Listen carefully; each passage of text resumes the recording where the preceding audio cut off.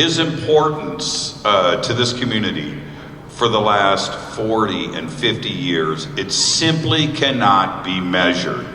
We all know this. And I'm not sure if he is aware that when he speaks and his words, just like we just saw on the screen, we listen to them. When he speaks, we take note. We know that Jacques knows things, and he is willing to share with us that knowledge.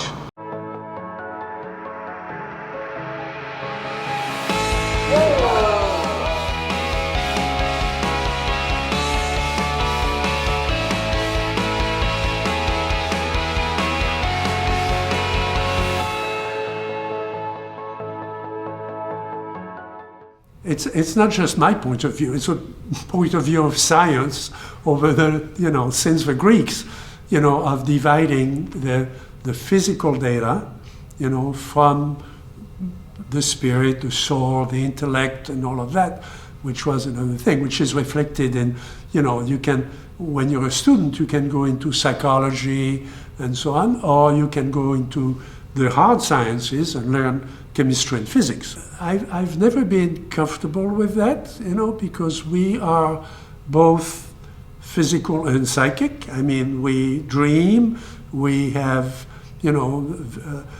we see things, we imagine things, we can project images in our minds, but at the same time, if a brick falls on my head, I'm going to feel it, okay? It's a physical brick, okay? So why do we want to divide knowledge into two different things? Now, the UFO phenomenon reminds us of that, because very often what we have is a report by someone. There we have the pictures and the thermal signatures of objects over, an aircraft carrier, over things taken from aircraft and seen visually by pilots. So we cannot divide those two things. I mean, they are part of the same phenomenon. We have to study the whole thing, which makes it difficult, because when you go to a university, there is a building for psychology and there is a building for physics, and usually they don't meet. So for a long time, people who studied the phenomenon, including the military, of course, treated it as a physical object. They still do. In the latest study, there was, what do we know about mass, luminosity, density, acceleration, all those things that an aircraft would have, okay? Assuming that these were essentially flying machines, that had a performance over way beyond what we can do with our aircraft today, okay? All the other observations that were sort of marginal and were more, psychological again, were usually pushed aside as, a reaction from a witness who didn't expect to see something, so they imagined certain things. Well, it turns out that aspect of it is just as consistent as the rest of it. For example, too many witnesses tell us, I was in the yard and I saw a little light, and the little light expanded, the little light turned into a craft, the craft landed, and it made some holes in the yard, and I can show you the holes, okay? In some cases, we can recover materials, metals or other materials from that site.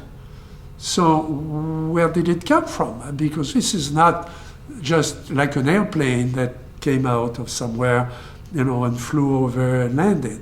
This is something that appeared out of nowhere. Well, it's maybe shocking or difficult to understand. You doubt, the person. At the same time, physicists these days are very, very interested in things like that, because we are, not because of UFOs, but because of particle physics, because of other things in physics.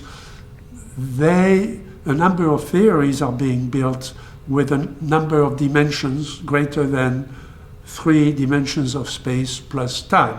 Okay, there are a number of things when you look at the universe that indicate that there must be more than 4 dimensions.